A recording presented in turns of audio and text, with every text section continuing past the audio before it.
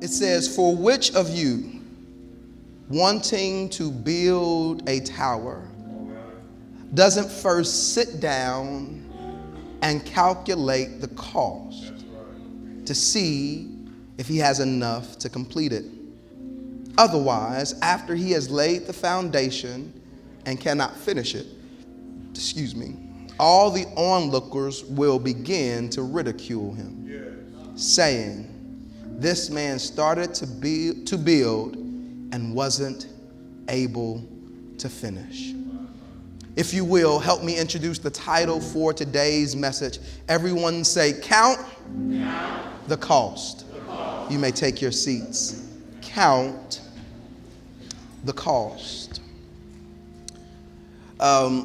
A couple of weeks ago, my boys, they were on vacation, and one of our new practices is that we go on road trips. Didn't think I would be a road tripper, but it's becoming kind of the thing that we do. It also means that it's hard to afford airline tickets for 4 people, and so a car is far cheaper to travel. But as we started to do this, we have all this time set over in the car. We talk about a variety of things, but we started to listen to audiobooks. Great way to try to listen to stories, have our minds taken. And this year, I wanted to introduce my boys to Aesop's fables. Many of them, sometimes you kind of hear about them, right? This wisdom from over 2,000 years ago, right? It was like 2500 BC where Aesop pens these amazing fables and oftentimes uses animals to try to bring home moral truths. As I read through them, I was amazed at the wisdom that still was available. How although time has happened, technology has changed, some of the basic premises of human experience still is true. And one of the ones that stood out to me is entitled The Miser. And so I'll read it for you. A miser had buried his gold in a secret place in his garden. Every day he went to the spot, dug up the treasure, and counted it piece by piece to make sure it was all there. He made so many trips that a thief who had been observing him guessed what it was the miser had hidden, and one night quietly dug up the treasure and made off with it. When the miser discovered his loss, he was overcome with grief and despair. He groaned and cried and tore his hair out. A passerby heard his cries and asked what happened. My gold, oh my gold, cried the miser wildly. Someone has robbed me. Your gold? There in that hole? Why did you put it there? Why didn't you keep it in the house where you can easily get to it when you needed to buy things? Buy? Screamed the miser angrily. Why, I would never touch that gold. I couldn't think of spending any of it. The stranger picked up a large stone and threw it into the hole. If that's the case, he said, cover up that stone.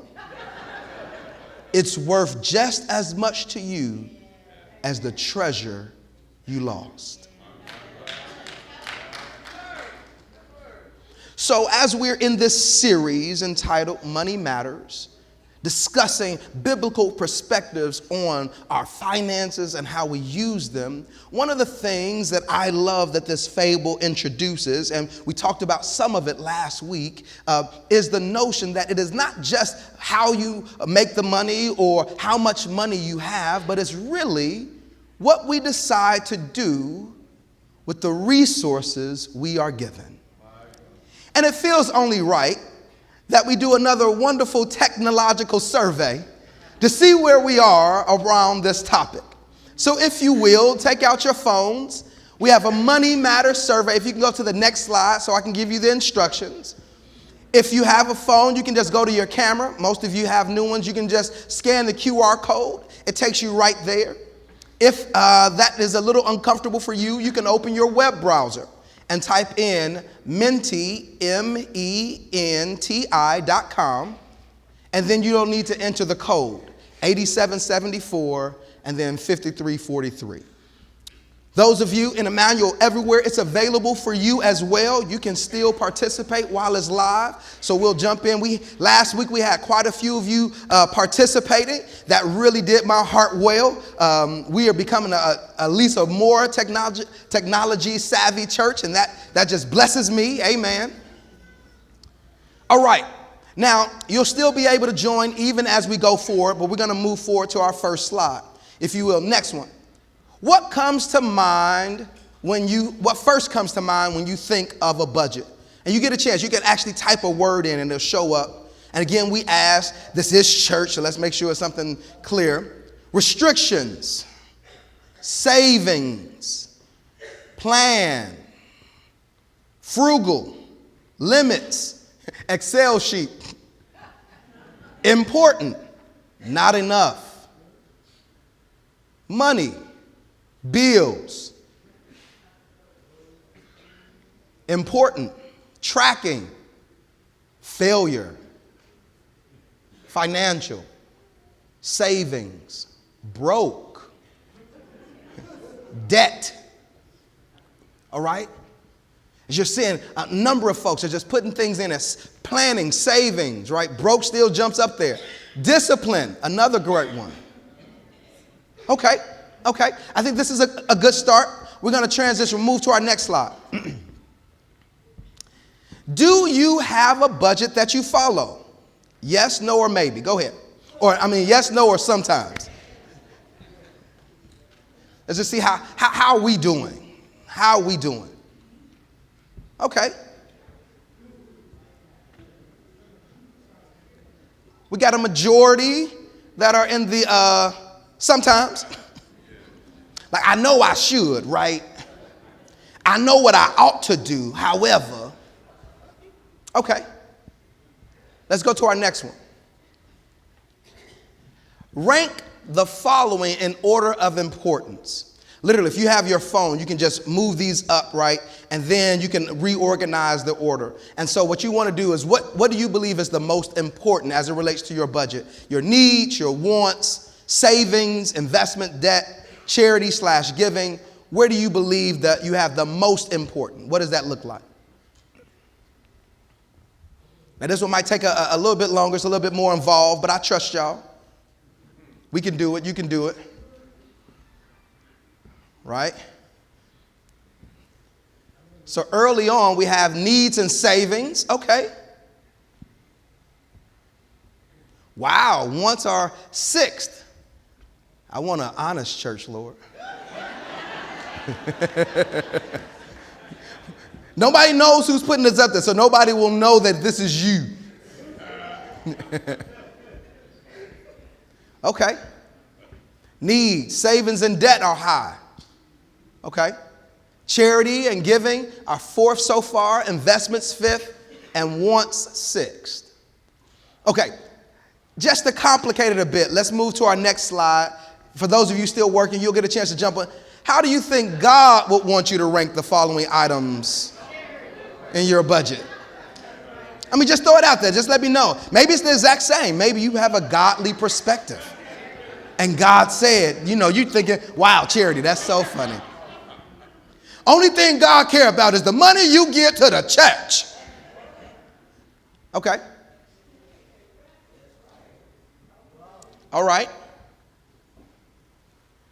So here we've shifted it. We say charity is first, and charity is / giving, right? So I think we're mixing both of those. Needs, debt, saving, investments, and yet again, so far, wants are the sixth. They are not the priority. Okay. Next slide, please. Do you feel you make enough to support the life, not that you live, that you want? And maybe it is the life that you live. Some of y'all living that good life, right? Let's see. Listen, I'm living my life like it's golden. Right. Who said you need money? The IRS. No, all right. Wow. Okay. So we're almost 2/3, right? Almost 2/3 say no. Well, we have about 1/3 to say yes. Okay. Next, I think this is the last one. If we provided some financial courses, would you be interested? And that doesn't mean the church is like doing this, but like if we connected with other financial institutions to make some of this available, would you be interested? Because, I have all these ideas. I was up there planning. I was like, oh my God, we're going to bring these courses. I was like, wait a minute. Last time we did Dave Ramsey and like 3 people showed up, right? Or we did so I want to also make sure like if you feel that this would be helpful. All right, so we have a majority, over 50% say yes, and about at least another 1/3 of that, if not more, say maybe. Okay. All right, thank you. We can turn that down. Thank you all so much. I appreciate your participation.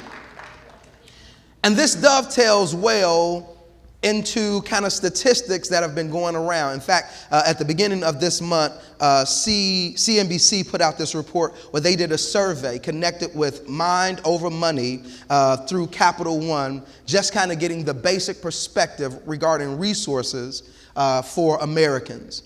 It says 77% of Americans report feeling anxious about their financial situations.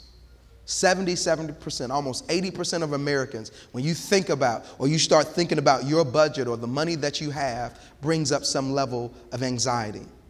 It says 58% feel that their finances control their lives.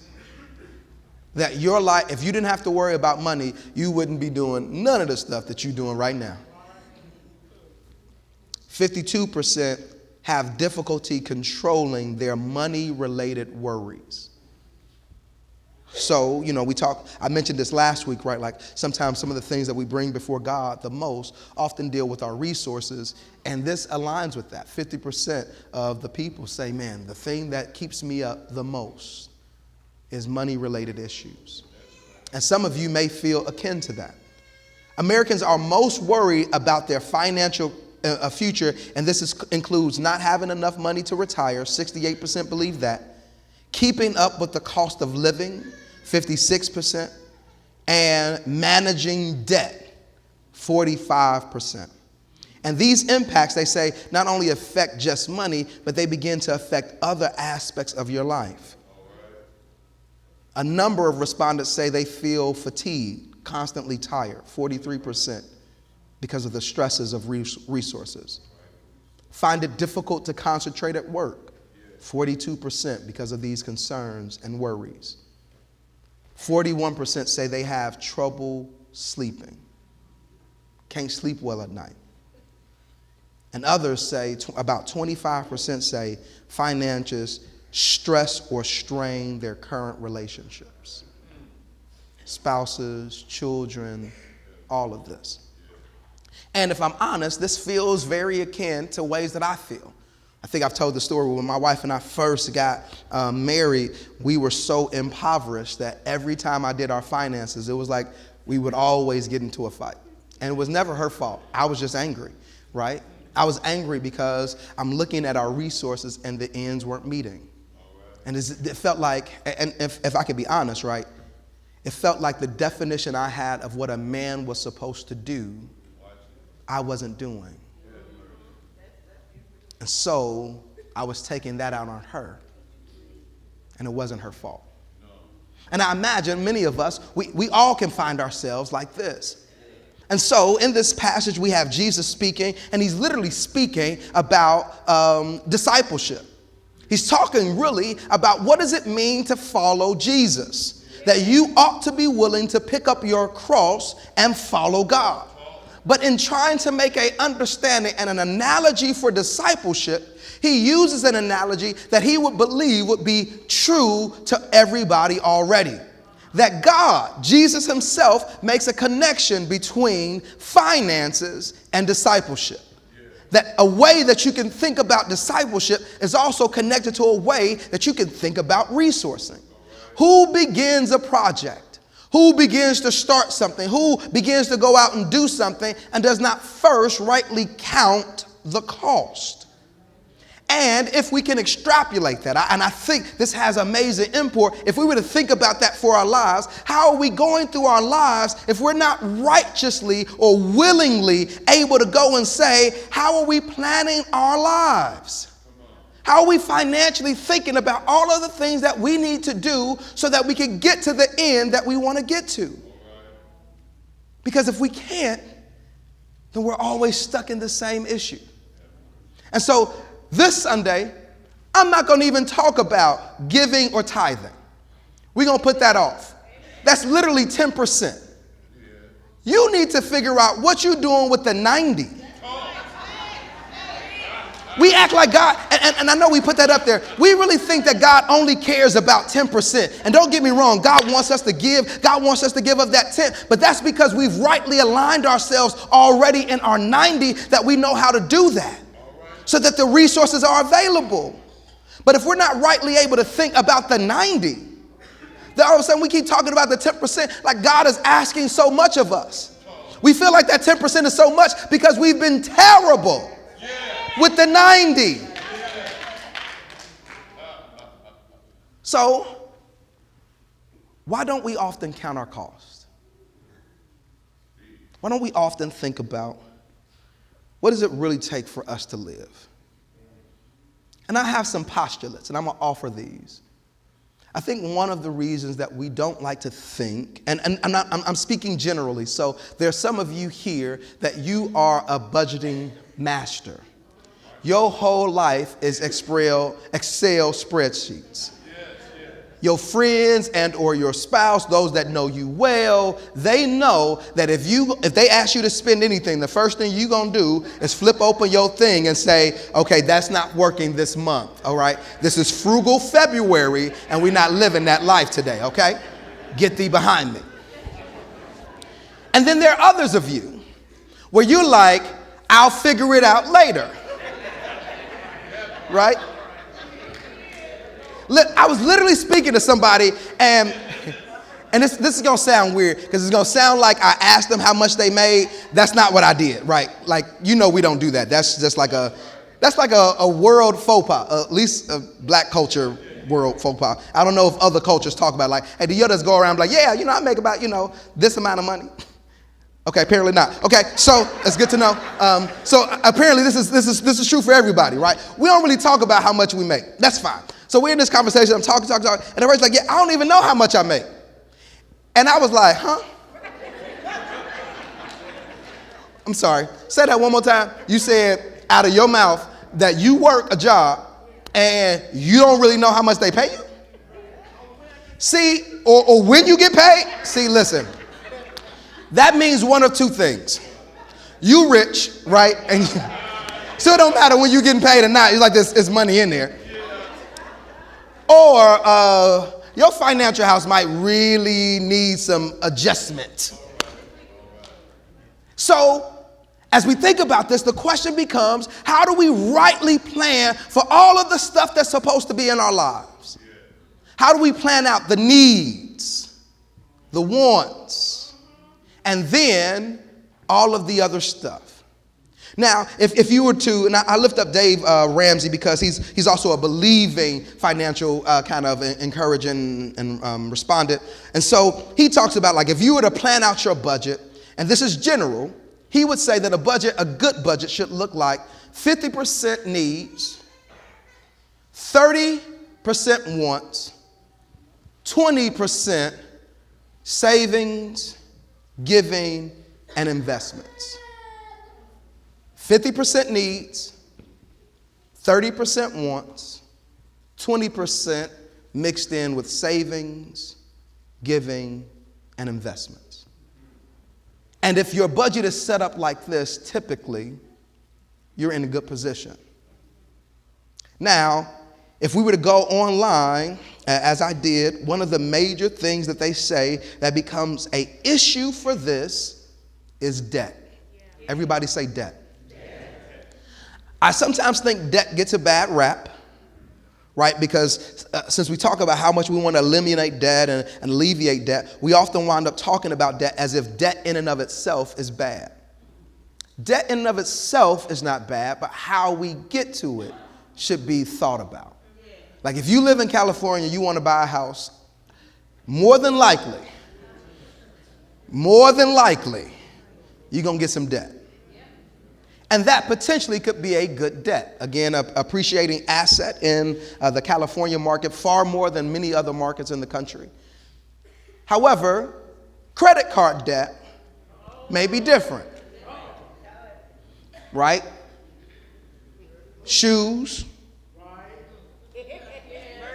purses, Starbucks. I know we need to eat, but how we eat, all of these things begin to add up. The vacation that we want to go on. Because sometimes you could go on vacation, but you can't go on vacation like everybody else be going on vacation. Like, we drive there, they fly. You see what I'm saying? They got the real nice hotel room. We in the motel, but it's clean. Right? They go to all the nice restaurants. We make sure we get really healthy fast food. Thank the Lord for Chipotle. Thank you, Chipotle. Hey, Shataba. Hey. I'm sorry. Right? Now, that might not be a thing you throw on Instagram, right? Like, I've never seen somebody be like, oh my God, look at this burrito bowl. Take these pictures, right? You might not do that. But you still get the experience. But this means that we have to change mentality. One of the biggest challenges, and this is what Jesus is pushing on, even with this question, is how are you rightly thinking about a thing? Because if your goal is just to look good or to live a certain way, you'll do things that may not be good for you in that season. Okay, maybe I can help us see this better. Can I bring I got a visual today, so I'm going to be calling on a couple of y'all to help me. So in the pandemic, I call myself exercising, and the best time I'm using these right now is for this right here. So this is what we're going to do, right? Absolutely. So we're going to show the ends. All right. So I know it's heavy, but you can do it. All right. Now you hold this too. Yep. There you go. All right. So let's say we start, and we're going to start with wants and needs, right? And we're going to act like we good. We're going to start with needs. So I'm going to hold the needs in. Here are your needs.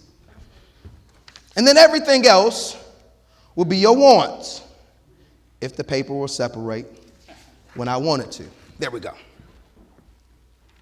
Now, if life was easy, your wants and your needs, you would have enough for your ends to meet. Right? Financially, all the things that you have, you'll be able to put all of your wants and your needs mixed right into here. But if we're honest, sometimes other things get in the way. Can I get love, would you come and be a part of my experiment today? And I'm asking you to hold this, not because I'm trying to say nothing about you. But you take the debt thing right here, okay? I want you to hold that, okay? I'm not saying nothing. I'm just asking you to hold it. I'm just saying. And what I want you to do is I want you to grab a little bit of the rope, right? Because this rope now represents all that we have. This rope represents all of our resources. And slowly but surely, the rope gets tied up. So we decide that we want a car, or we get the house, or we get some other things. Now this gets all taken up. But, some things you just have to have. And so we got wants, right? But in that want is something very specific. So wrap a little bit more around you, because, we got to eat. And you see how I look, so I don't just kind of eat. You know what I'm talking about? You better have some cookies, because that's a necessary thing. Minister Katrina, can you come? I'm going to bring you up here. I want you to hold on to housing. Yeah, Now I'm going to slide y'all down, because I want y'all to be towards no, y'all stay towards me. We're going to act like this stuff is needs. So y'all down here with the needs. And we're going to act like a car is necessary. For right now, we're going to act like it. So grab a little bit of that rope and wrap it around you. Okay. Yep. Go ahead and wrap around. There you go. Get you a little bit of that. Now, don't worry. It's too much. But then as we really start thinking right, we get a lot more to come because, I mean, it's not right if you can't go on vacation. Like, who don't go on vacations? You know what I'm talking about? Seriously, let's go on vacation. Bro, Trout, can you come here real quick? I want to send you on vacation, sir. Now wrap yourself a little bit of this rope. Any way you can fit in. Get in where you fit in. Yep. Mm-hmm. And now, of course, if any of y'all are like me, you know you start getting this stuff, you don't want to have to pay for it all the way if something mess up. So put a little insurance in there. So get a little bit of that rope and wrap yourself into it. Uh-huh. You can slide some more down. You still got a little bit down there. Okay. Yeah. You got a little slack. Amen. Glory to God. And we're going to be good. We're going to be real good with this, right? We even going to throw in some savings. Look at God. We're going to save. Reverend Larry, come on up here. I'm going to call you for savings, Reverend Larry. Savings and loans. All right, go and mix yourself in there and wrap you up a little bit of savings. Because now that's going to make sure that we at least got something. You go ahead and wrap it around. Yeah. Get that in there. I got a whole bunch of pages. And let's say, and we're going to be smart. Savings, we also going to do some investments because we want money to make money, right? Because we don't want the money just sitting there not doing nothing. And not that saving, and we talk about good investments too, because them saving accounts are like 0.5%. That's silly. But I mean, if I really think about wants though, you know, you got to have some nice clothes though. Minister Extreme, this seemed like something I should give to you. You see what I'm saying? I don't know, but it just feel like you should be the one holding this. Get you a little bit more rope in there. Go ahead and mix that up. Yeah. You know, because we've been doing good. God been blessing. We got investments and everything. Yeah. Go ahead, swip it up in there. Yep. And since we got investments, we're not going to just have a regular car. We're going to get a nice car. So wrap one more round in there because we can't just be rolling out in no neon. You know what I'm saying? Go ahead, wrap a little bit more for that car. There you go. Yep. And we ain't taking no baby vacations now. Come on, mix it up. We ain't going on no motel vacations now. We got investments. We go on the big, wrap a little bit more in there. There you go. Yes, Lord. And you know I can't get my life right without coffee. Reverend Selena, come on up here. My life just don't work if I ain't got no coffee. So go ahead, mix yourself in. It's some room for you in there. Yeah, go ahead, get it. Just wrap it up. And you know, it's a daily thing, so make sure you wrap it at least twice, right? Yeah. And so it's a little bit. You don't even drink coffee? Nobody believes that. We all know you. If this is your natural without coffee, Jesus Christ, what will happen with caffeine? And we're going to be good. We're going to put charity and giving. We're going to put that in there. I'm going to let you hold on to that. So we got it, right? And we still got enough that I imagine if I was to force y'all to move around, we'll be able to make the ends meet, right? But then happens the unexpected, right? Medical bill comes. And we're like, oh God, why does it cost so much to get sick? Like, I don't understand it. Like, what are we doing? And so you be like, okay, how am I going to pay? Okay, this is what we're going to do because we need a little bit more to come to debt. So I'm going to hold on the savings right now. Right, so we're going to pull that out. But slide a little bit down so that debt could get some. Yeah, because we got that. Yeah, come on, debt. You be holding us together. Look at God. And then now all of a sudden your kids want to go to school. And you have been telling them all this time, you need to be smart. You know what I'm saying? And they didn't want to be smart all this time. And so now it's some more debt. And you like, you know, I appreciate charity, but this ain't the time for charity right now. You know what I'm saying? Take that out. God, I'm going to get back to you. I promise. As soon as we get this together, I got you. Right, that's what we say. So now we do that. And then all of a sudden you're like, wait a minute. Now we got a problem at the house. The heater go out. Water heater go, oh, Jesus. So this is what we're going to do. For this month, right, we ain't going to get the nice shoes. We just going to make these shoes work. And, you know, everybody ain't seen my clothes, so I'm about to re-wear these clothes again. Right? Everything is going, oh, wait. A parent gets sick. And now we're talking about long-term care. And this ain't like a little bill. This is like a long bill. Oh, man. No vacation. Yeah, we don't need vacations as much. Yeah, give me that. And no, don't. We don't. Y'all ain't gonna invest. Yeah, we ain't gonna invest. So you can hold this with her now. Yeah, you ain't got that. Yeah. Mm-hmm. Now all of a sudden it's challenged, right? Everything is strained. I'm not vacationing, so I'm already kind of frustrated. I can't get away. I can't break. I'm starting to break out other stuff, and I'm trying to hold on to Starbucks as long as I can, because these folks don't want to see me without coffee. But you know what? I'm going to be good. I'm going to be good. I'm going to get Starbucks, but I'm going to make it at home. See, that's what I'm going to do. Right? That's what we do. Right? But I don't want the cheap coffee maker. So we ain't going to eat as much. We're going to eat less. Right? Now I got all this stuff tied up, and I'm going to God saying, God, I don't have enough to make ends meet. God, why am I so stressed? When the truth was, if we had been saving well early, we would have had enough not only to not just stop savings, but to help carry us through. So now what we do is, because we don't want to fully, and some of y'all, you know, we think like this, okay, things are going to get better soon. So instead of changing lifestyle immediately, we keep lifestyle, but we just pick up more debt. Right. All right, I'm going to pay it off, right? I'm just going to add it. So then debt starts to wrap up a little bit more. But now we got all of this, right?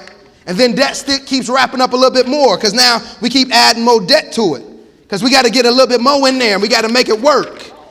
And now we all of a sudden, now we feel all tied up and the ends ain't really coming together. So we don't do all the stuff. And the car, I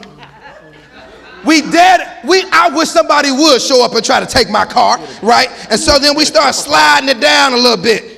We're going to keep the insurance for right now, but we're going to take off all the coverages. It's just going to make sure that we don't die, right? It's going to be basic. We don't die. And all of a sudden, we come to God all messed up.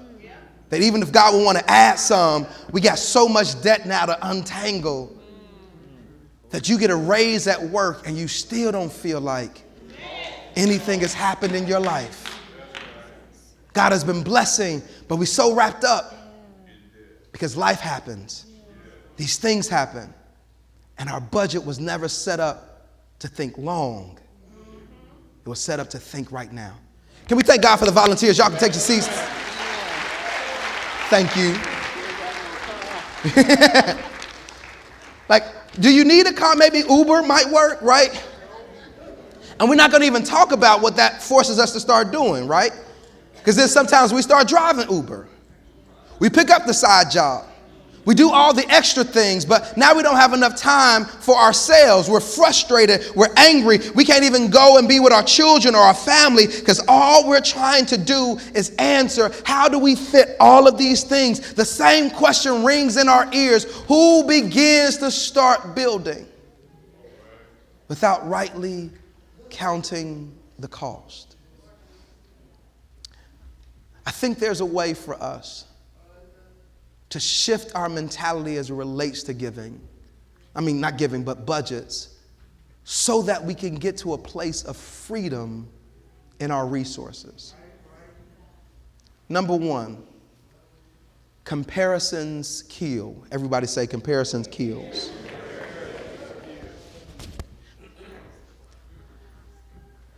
If the only way you will feel successful with your financial status is by comparing it to everybody you know, the folks you grew up with, the people you were in school with, you will always be trying to live a life based on their resources and not yours. That's like trying to build a building with somebody else's materials that you don't have access to, because we want to feel like we living like them. The comparisons, we have to be free to let go. And not only do comparisons kill, we have to be free to release our own internal expectations. Everybody say internal expectations. Last week I mentioned I had this internal expectation. I was going to be a millionaire by 30. For most of you, you know I was delusional. Not because I'm not intelligent and smart, but in high school, I knew God had called me to ministry. And I know we like to think this, but it ain't a lot of millionaire pastors. I know you might not want to hear that. You might believe that everybody is walking around with all of these book deals, but do you know there are probably about 3,000 or 4,000 churches in San Jose? Right. Y'all might be able to name 5 to 10 of them pastors. And none of the ones that you probably gonna name are gonna be a millionaire. If we think about this, most of the pastors just ain't that. So I should have known this going in. My profession wasn't going to lead me there, yet I was still trying to base my life on what I needed to make by this certain time, which made no sense. I had to change these internal expectations of what my life should be like. And last but not least, I have to be willing to go slow even when I want to go long. I mentioned earlier, there's no direct method, a direct idea of what every single budget should look like, but there are moments in your life where your budget will look differently. For some of you, the idea of debt stacking might be something that you think about, which means that as you pay off one debt, instead of reacclimating that money now to more of your wants and other things that you want, you roll it into another debt.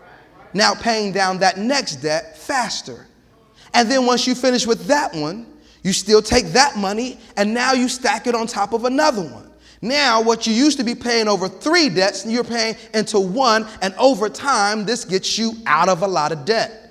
This allows you not to be able to be there. This could be a great way, especially if you're able to couple that with additional emergency savings so that another issue doesn't just thrust you right back into debt acquirement. Which means that where your budget will be now, depending on your debt, will be different than when you get out of debt. That will be different than once you now have been able to put all of your emergency funds in order. Right? And sometimes we take the baby steps. It doesn't feel like a lot, but maybe we start with just 1,000 in emergency savings. Just 1,000. Dave Ramsey swears this is a great start. And then after you pay down debt, then you jump into 3 to 6 months. Then after that, you go into greater investments. Then after that, now you're able to lean into some of those desired wants that you might go into. But this means something that you would have loved to do in 3 to 6 months may actually take 2 or 3 years. And that's hard because it has this word mixed in there that we don't like. It's called discipline. And if we can do this in our finances, then we can begin to do this in a variety of other areas of our life. In fact, I think this is why Jesus lifts it up as he talks about what it costs to follow him. Because Jesus desires disciples, people willing to be disciplined, because our faith is not something that comes quick. It comes over time. And sometimes as we continue to add these things on, we keep building and building and building. Our faith over time grows. There are seasons where it's slow, and there are seasons where we feel free and connected. And Jesus says, this is what it means to be connected to me. This is what it means for you to take up your cross and follow me. That literally our faith is similar to our finances, and we need to have a faith budget. That we should be budgeting time to spend with God. We should be willing to look over how we spend all of our energy and what are those areas and how do we move them. Because Jesus says it even more. He says, if you're not willing to give up all, you're not worthy to follow me. So before you jump on the bandwagon, before you jump in without it, count up the cost. Know what this will cost for you. But I think Jesus is also saying, know what the benefit is for you. If we think about the cost as only the things we're giving up, we miss the full calculus. The same reason that we're disciplined in our finances is to get us to a certain place so that we can have something far greater. The same is true within our faith budget. And this faith budget is meant to make sure that we have all of these things that we can't even recognize and see right now. I'm sitting with one of our members, and I'll do well not to tell his testimony. But it was amazing. He talked about all the ways that God had met him through his life, from difficulties to victories. And he tells me this statement. I told him I was going to steal it. He said, "Preacher, I'm overpaid." I said, "You know what? I don't know if I've ever used those words in my life. I don't think I've ever shown up someplace and say, man, they are just paying me too much." But what he was talking about wasn't just financial. As he started to survey his life, as he thought about the variety of places and issues and challenges that he had been through, and how worthy he was for what he had received, he says, there's no way that God should have chose me out of all those other people. I should be dead and in a grave.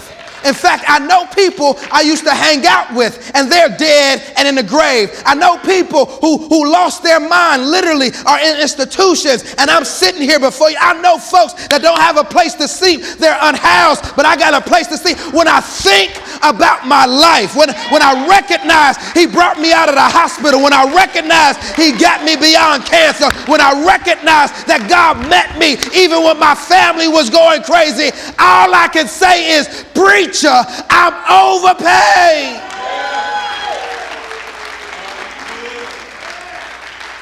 I'm overpaid by God.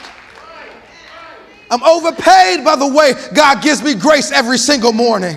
I'm overpaid by brand new mercies that meet me. I'm overpaid by the protection God provides for me. I'm overpaid by the love God showers me. I'm overpaid.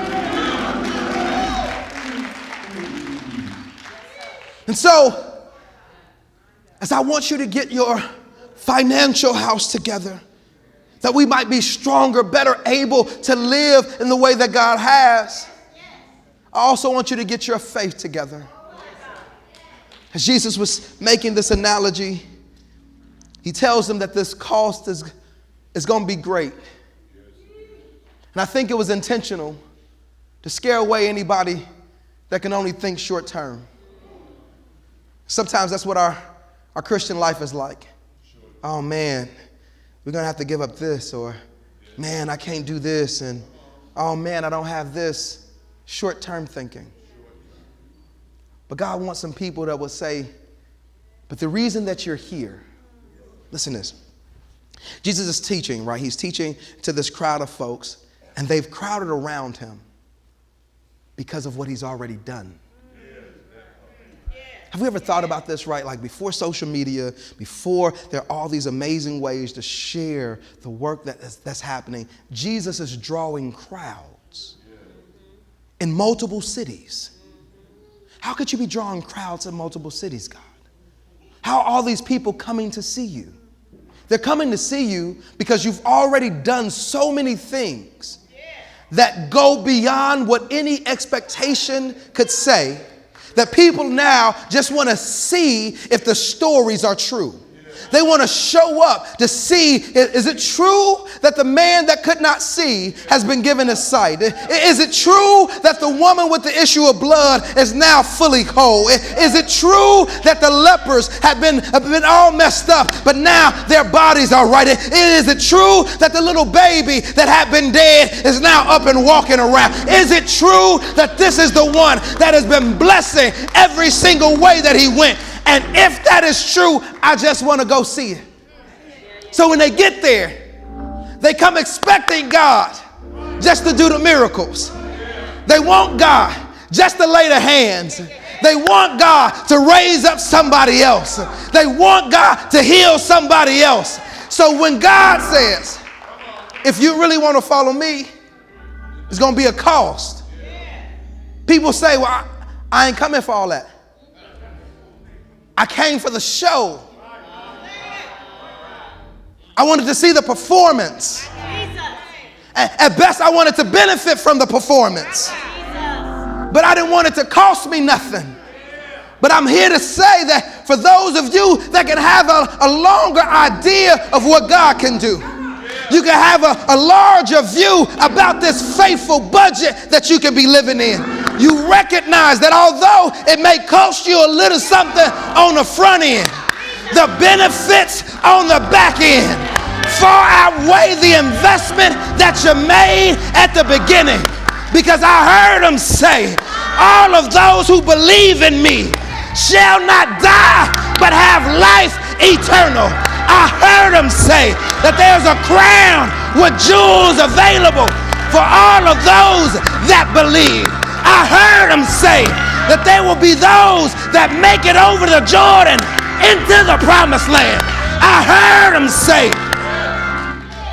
him say that eternal life might be our home, and that we would be able to be with the heavenly host, not just in this life, but in the one to come. I heard our God say that it's worth the investment on this end for the benefits that are on their way. I pray that you are willing to count the cost. Pray with me.